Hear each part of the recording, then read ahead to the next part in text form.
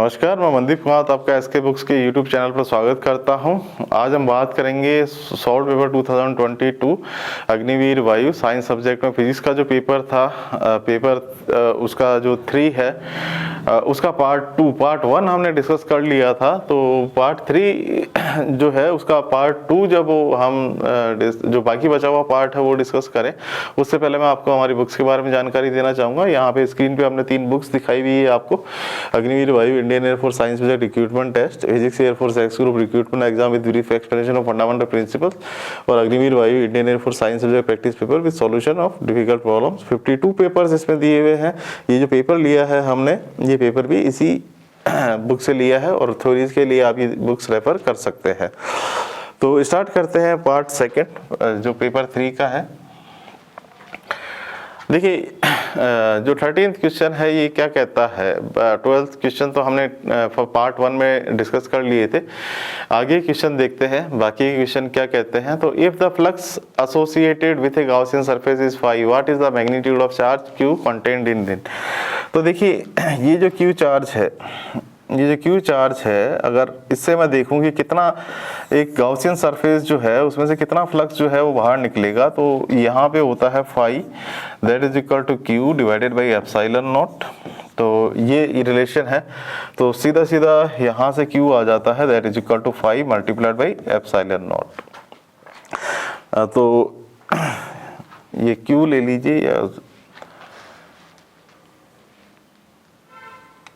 Q, ये small q है तो स्मॉल q ले लेते हैं।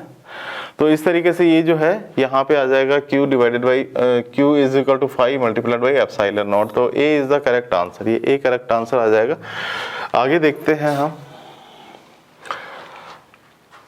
Which statement is wrong about a uniformly charged thin conducting shell of radius r। कौन सा स्टेटमेंट इन स्टेटमेंट्स में से रॉन्ग है। एक uniformly charge thin conducting shell, एक शेल है। देखिए शेल और सॉलिड स्फीयर में फर्क होता है। शेल क्या होता है कि इसमें सारा चार्ज जो होता है ये सरफेस पे होता है।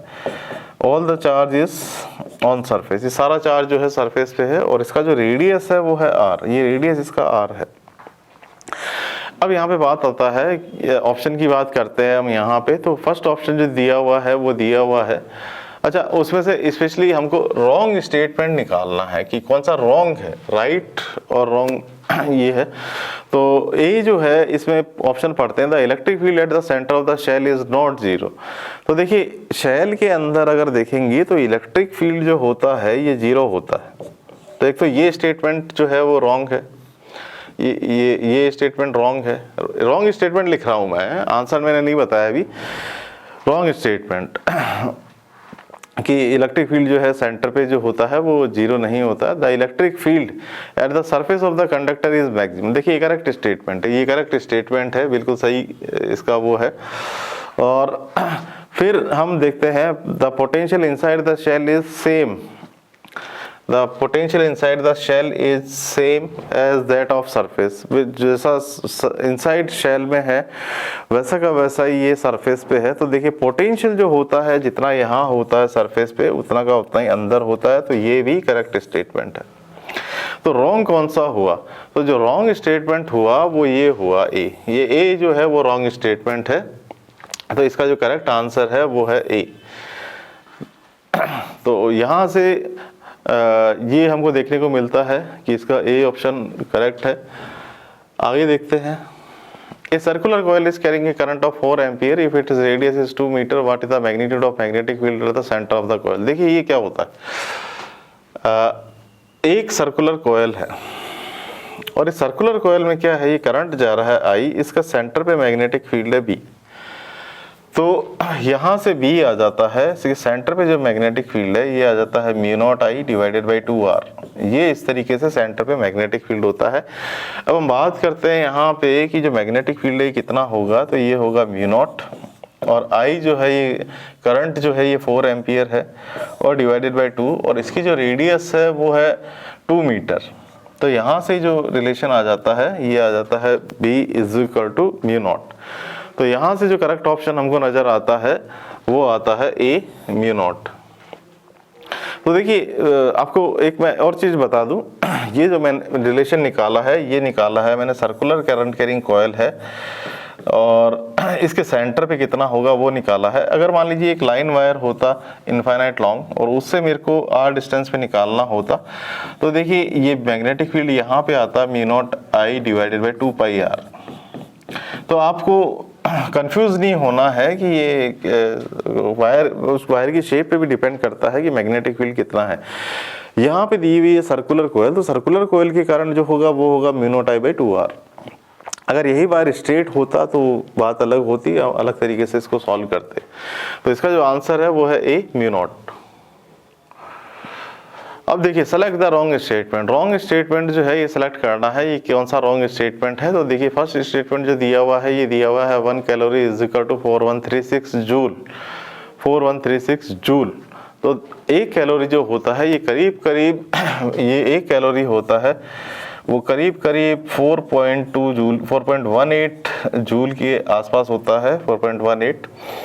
तो ये जो आंसर है ये जो स्टेटमेंट है ये इनकरेक्ट है। 1 इलेक्ट्रॉन वोल्ट का भी देखते हैं। 1 इलेक्ट्रॉन वोल्ट जो होता है ये 1 इलेक्ट्रॉन का मल्टीप्लिकेशन कर देंगे, इलेक्ट्रॉन पे जो चार्ज है तो ये जूल में कन्वर्ट हो जाएगा। तो इलेक्ट्रॉन पे जो चार्ज होता है 1.6 × 10⁻⁻19, ये 1 से मल्टीप्लाई हुआ तो इतना ही आ जाएगा और ये जूल में कन्वर्ट हो जाएगा। उसी तरीके से किलो की जब बात आएगी तो यही क्वांटिटी है, इसमें मल्टीप्लाइड बाई 3 कर देंगे तो 1.6 × 10⁻16 आ जाएगा। तो ये भी करेक्ट है, ये भी करेक्ट है, दो सही है। और ये जो लिखा हुआ है 1 कैलोरी जो जैसा मैंने अभी बताया था 4.18 जूल, ये भी करेक्ट है। तो जो हमारा रॉन्ग स्टेटमेंट वाला जो पार्ट है वो ये है, यानी कि ये जो है इसका परफेक्ट आंसर है, ये करेक्ट आंसर है।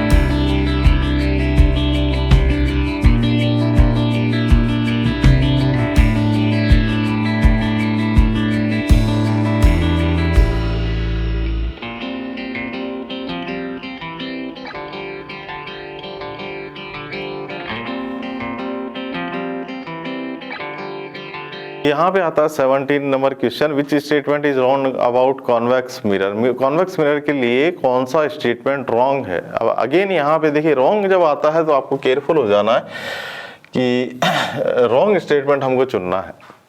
तो देखिए क्या कहता है ये A option, the image formed by the convex mirror is always virtual and erect. तो कॉन्वेक्स मिरर जो होता है हमेशा वर्चुअल एंड इरेक्ट इमेज बनाता है, ये बिल्कुल सही बात है, ऐसा ही होता है।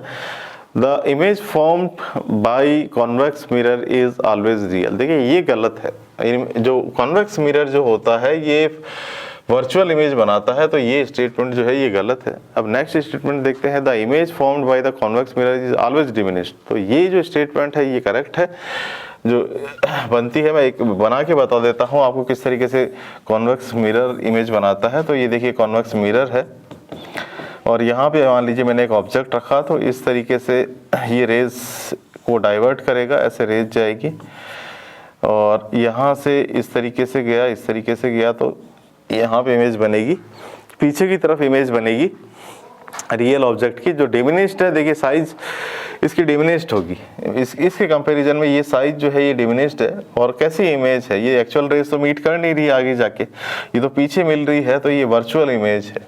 तो यहाँ पे अगर हम देखेंगे तो जो रॉन्ग स्टेटमेंट है वो ये है B, the image formed by convex mirror is always real. ये वर्चुअल इमेज है, रियल इमेज नहीं है।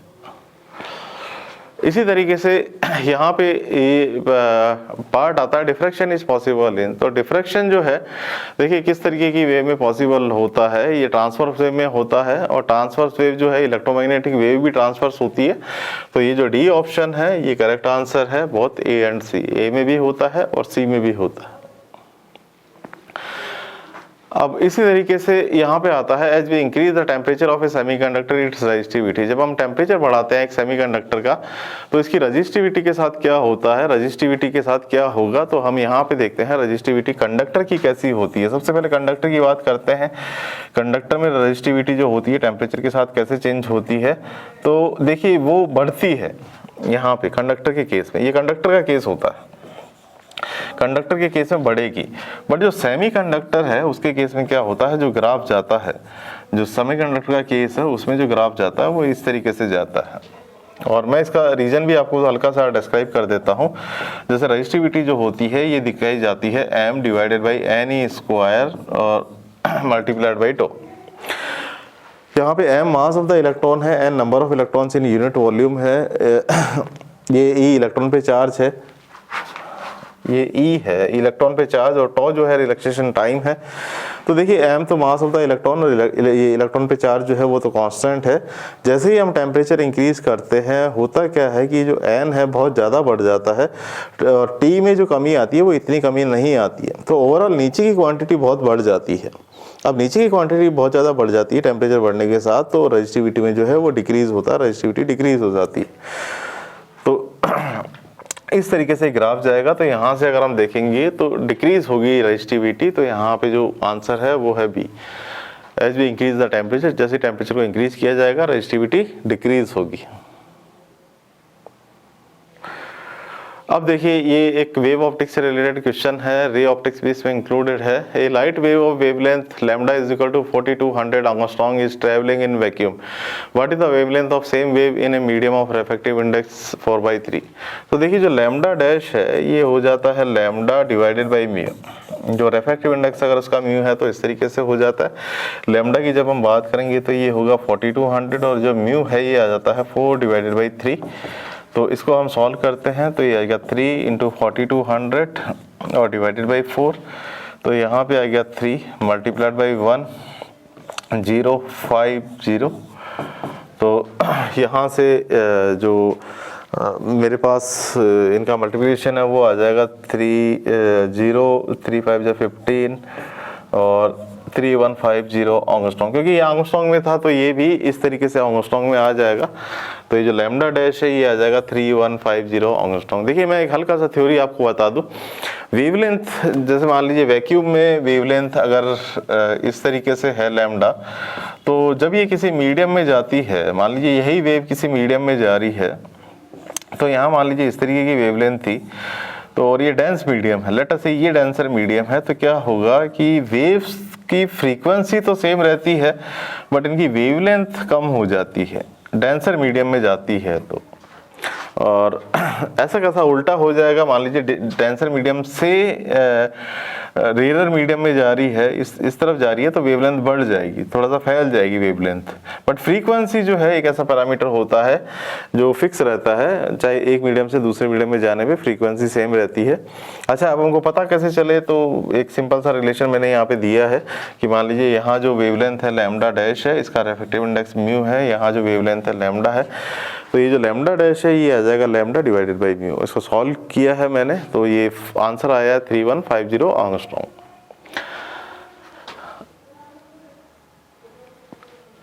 देखिए अब नेक्स्ट क्वेश्चन है कि if a magnet of magnetic moment m is rotated bye 360 degree in a uniform magnetic field v, what is the work done.